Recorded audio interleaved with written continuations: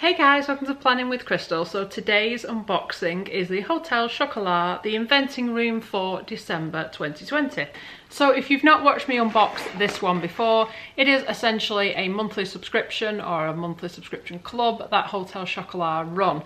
It's called the inventing room because everything you find in the box is generally what has been recently tried out in their inventing room, where they invent new chocolates and new chocolate products, and they send you a box each month for £30 a month, including free delivery. That's in the UK.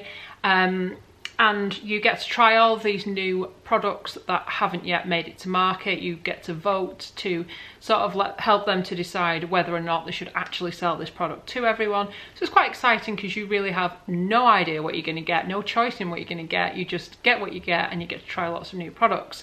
So I love Hotel Chocolat, so it's something I look forward to receiving. As part of the club as well, there is a kind of online session that you can sometimes join, and that's like a monthly session where you get to sit down in your own home, because you're doing it like virtually, and speak to some people who work for Hotel Chocolat in the inventing room and also other customers, and you can kind of discuss and do a bit of a taste test together and like discuss what you think of the different flavors or products they've included that month. So it's really good for that and for kind of discovering new things. I will say you don't always get to go to these online events. This month, for example, I've been to the last two, but this month, despite putting my name down as soon as it was available, I've not got a place, so I can only imagine it's some kind of ballot or something. So it's not a guarantee. You may or may not get to join on. They must only be able to have so many per call or something like that, so bear that in mind if you are thinking of signing up. So from last month's box, I've unboxed the last 2 months' boxes. I think I've literally had every box since they've started running this subscription, so if you want to get a bit of a feel for the sort of things you might receive, go and check those out. I'll link them at the end of this video, and then you can see what we've had in past months. But in terms of last month's box, it always tells you when you get your leaflet in this box what the most popular products from the last month's box were. So last month, the most popular item was the orange chocolate pillow biscuit, which is very nice. Closely followed by the pistachio and raspberry bakewell, and then the 24 karat gold. And if you watched my last video, you'll know what my opinion was on those different chocolates and things and what my favourite was. On the back of here, it tells you all of the items that come in your box and explains them in more detail, and I'll explain that to you as we go through, rather than kind of spoil the surprise for us both. In your box, everything is kind of just wrapped in plain brown packaging or similar with like a white label on, so it's not like when you go into Hotel Chocolat and it's got this sort of fabulous you know, luxury packaging. It's just not like that at all. This is very much almost you've been sent a little box as if you work for the company and you're just testing out products for them. It's that kind of feel to it. So what they do is they start off with pack A, which is or has always been since I've been getting this subscription, 4 different chocolates filled, as in they've got some kind of centre, and you get 2 of each chocolate in there. Sometimes you get little bags like this with various things in. Pack C, you might well get some drinks, so we've got hot chocolate this month. We've got these rather interesting things in here, and a selection of packs here. I'm going to take you through everything one by one in a lot more detail, show you close-ups of all the chocolate and give you my opinion on the different things that are in here. So pack A, the filled selection.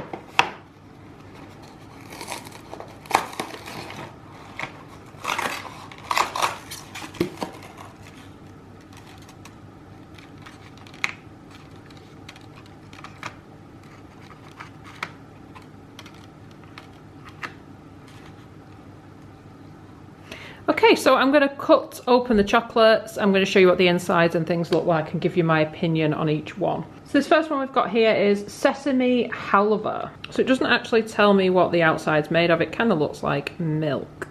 Then this is what the chocolate looks like in the middle. That one's really hard to describe. It doesn't taste like anything else I've ever had. So it's kind of hard for me to kind of talk about this one. It really is unusual. It tells me that Rhoda's inspiration behind the chocolate is from when her sister used to run a small delicatessen in Glasgow. The day she first tried the halva, she didn't think her sister made much profit. Do you think Rhoda got the flavour just right? Kind of hard for me to say, as I've never actually tried a halva before. It was kind of a little bit of a bland taste. It was just okay and really hard to describe. Then we are on two different chocolates. Usually you just get two of each individual chocolate, like you can see everywhere else. But for this one, they've given us an old and a new version of a chocolate so we can compare. So in this one, we're going to be comparing the old school classic, which is the current simple milk truffle, with the alternative simple milk truffle. So these are the little truffles that are like ball shaped and sort of flat on the bottom. I'm going to cut into them and we're going to have a taste. So these are the current milk truffles and these are the kind of proposed new ones. So they're looking at changing up the milk chocolate a little bit, and there's something else we get to compare in here as well, which I'll show you when we get to it. So they want us to just compare the old and new truffles to see which we think is better. Oh, so they are very similar, but actually I think that the alternative simple milk truffle, the new one on the right, is slightly better. It says something a bit different this month. To get the most out of this taste off, please access the online inventing room and watch Adam's video before you taste. And I have, of course, already done that. Then here we have got a bourbon and orange ganache. Now, I'm not a huge fan of alcoholic chocolates, but I will always give them a try. You can just see the kind of soft ganache in there. So it says, our Creator Chocolate competition winner, Darren, thought up this idea whilst he enjoyed his favourite bourbon whiskey alongside some orange chocolate. It makes complete sense to merge these together, right? Oh, so they are very, very boozy. If you do like a whiskey flavour and that kind of whiskey taste, you'll probably quite enjoy this because it just literally tastes like a really kind of strong whiskey. It does actually go quite well with the orange, although I do find the orange rather subtle. And we also get two of those. And then we've got the white chocolate raspberry ganache. Tangy and fresh, it says. So I'm going to cut this up for you. So this has got a rather gooey kind of liquidy centre. That is really nice and tangy. So it says, remember, it's not always about reinventing the wheel. We have this chocolate already in our range, but in a milk shell. Taro has always thought raspberry and white chocolate makes such a great combination. What do you think? I do actually prefer it in the white chocolate. I have had it how they normally have it. Very, very nice with that white chocolate. Lovely. And then pack B is a coconut ganache with lime. And they actually come in a little resealable bag, which is great if you don't want to eat them all at once. So in this particular bag, as you can see, we have got 9 of the coconut ganache with lime. And I'm going to chop one open. We're going to have a look at it in more detail and have a bit of a taste. It almost looks to me a little bit like, on the outside, those kind of protein balls you can get. That's obviously got bits of coconut on and the chocolate. And it says, our second Create a Chocolate competition winner, Andrew, was dreaming about the holiday he sadly won't be getting this year when this chocolate popped into his head. Close your eyes and dream of warmer weather. Does it whisk you away? You actually get the scent of lime just when you go to put it towards your mouth. It's really sharp lime. The coconut is kind of coming through, but still a little bit subtle. I'm not actually sure that I like this combination personally. Oh, a little bit more coconuts coming through towards the end as well. A bit on the fence on this one, but I've got a few to try. So pack C are 2 Black Forest hot chocolates. So as you can see, these are actually chocolate flakes, like all of the hot chocolates that Hotel Chocolat makes. So it's literally just ground down chocolate instead of just like powder and sugar like you get in a lot of hot chocolates. So I'm going to go make this in my velvetizer. Okay, so I have now got my velvetizer and I've just brewed the Black Forest hot chocolate. I totally need to make a video about this amazing machine. It's been making me some really great hot chocolates just lately. So I can really smell almost like an alcoholic kind of cherry scent coming from this one. And these are just the cups that come with the velvetizer, that I believe are supposed to look like a cacao pod and naturally hold the perfect amount of hot chocolate that they recommend that you brew in the machine and stuff. So even though it's got that really kind of strong almond, marzipan, cherry type scent going on, it's a lot more subtle when you drink it. So it's just like a nice quality hot chocolate with a really subtle amount of kind of cherry flavour coming through, which I personally like, because I think if it was too cherry, I don't think I would like it. This just leaves a nice kind of coating of cherry on the tongue. So yeah, this is an interesting new hot chocolate flavour. As you can see, I may have just drank a little bit more, you know, for testing purposes. It says, ask and you shall receive. After the first box, we wanted to know what hot chocolate flavours you wanted to see. Introducing Black Forest. David DeMason thinks he's got the flavour combinations just right. Do you agree? It kind of does taste like Black Forest, although as well as that cherry bit that you get from Black Forest, like I said, you get a subtle bit of almond and also raspberry, I would say. But it definitely is growing on me. For pack D, we've got these salted pistachio praline bouche,